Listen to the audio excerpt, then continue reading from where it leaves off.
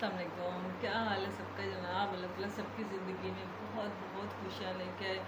بہت ساری چیزیں ایسی لائف میں ہوتی ہیں، آئی تھنک سو تھوڑا کیمرہ نہیں صحیح صاف نہیں آ رہا۔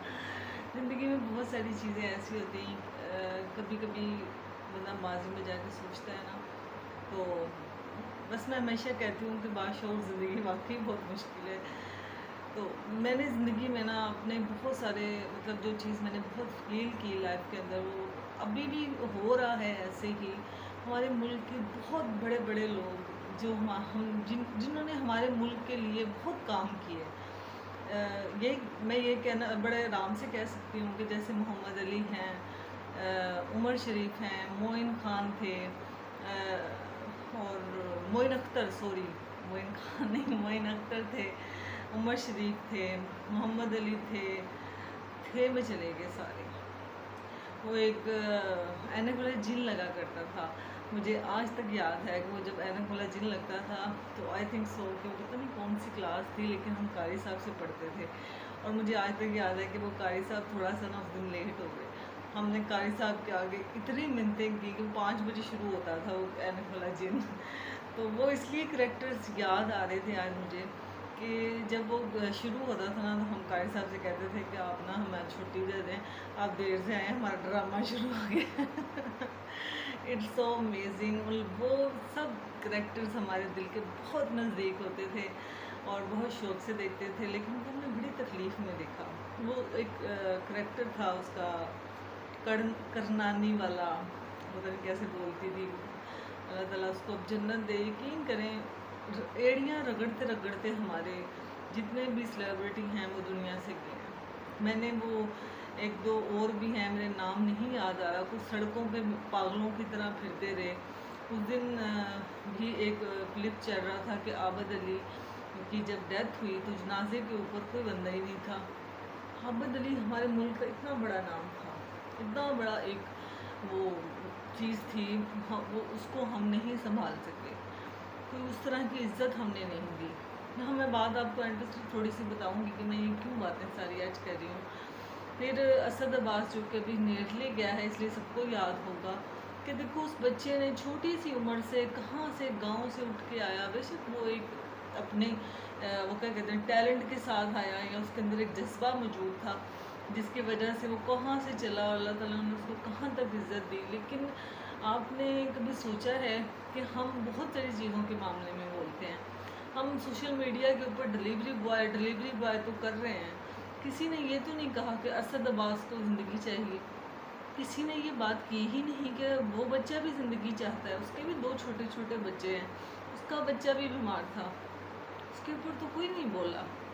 آپ لوگوں کو ڈیلیوری بوائے کے اندر اتنی زیادہ وہ ایک کشش ہوتی ہے نا، جس کے لے کر باتیں کر رہے ہیں، اچھا وہ کیا کرتا تھا، اچھا وہ کیا۔ یہاں پر نا جتنے لوگ بھی پوچھ رہے ہیں، تم لوگ اپنی ماں بہن کو کھڑا کرو اور ان کو پوچھو، اپنی ماں کو یا اپنی بہن سے پوچھو کہ تنوں کتنے کتنے ہاتھ لاندہ سے وہ ڈیلیوری بوائے، آپ کو کیسا فیل ہوگا؟ یہ لفظ تلخ ہیں، بہت زیادہ تلخ ہیں، لیکن میں یہ صرف کہنا چاہتی ہوں کہ میں نے کسی کا نام نہیں لیا، لیکن ہم اپنے ملک کے اتنے قیمتی لوگوں کو کھو کر ان کی ایک خبر بھی ٹی وی پہ نہیں چلاتے، سوشل میڈیا کے اوپر ایک خبر تک نہیں آتی۔ بعض اوقات ایسے نظروں سے بات گزرتی ہے تو پتہ چلتا ہے اچھا یہ بھی فوت ہو گیا، اچھا یہ بھی فوت ہو گیا، لیکن ان سب لوگوں کے لیے کچھ بھی نہیں کیا گیا۔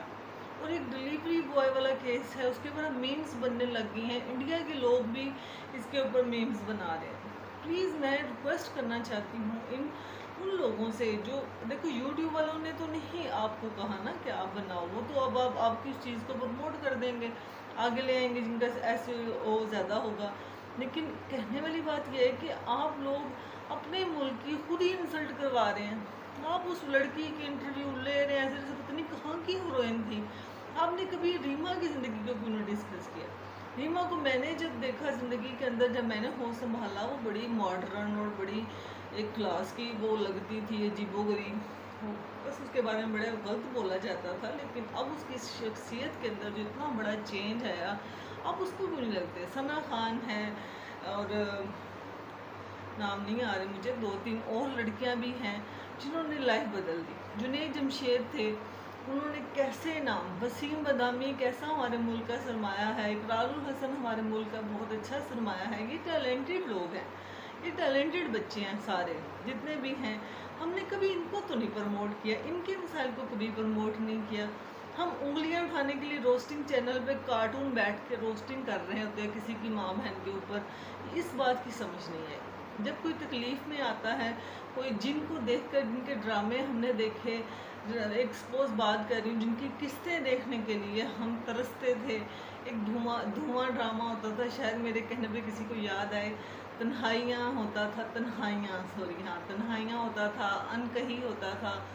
ये वो ड्रामे थे जिनका एक एक सीन देखने के लिए ना हम तरसते थे। और उसके तमाम करैक्टर्स जो हैं वो कभी कभी नज़रों से सोशल मीडिया के ऊपर ख़बर गुजरती है, बड़ी तकलीफ़ होती है, उसके लिए किसी ने हाथ नहीं उठाया। लेकिन पूरा सोशल मीडिया इस वक्त डिलीवरी बॉय को लेकर व्यूज़ लेने के चक्कर में, उससे पहले हरीम शाह के नंगे वो जितनी तस्वीरें थी वो लगा कर, कैसे लोग हो तुम, किस तरह के मुसलमान हो। फिर हम कहते हैं कि महंगाई बहुत है, ज़लज़ले आ गए, तूफ़ान आ गए, पता नहीं क्या कुछ हो गया इस मुल्क में, फिर कैसे नहीं होगा।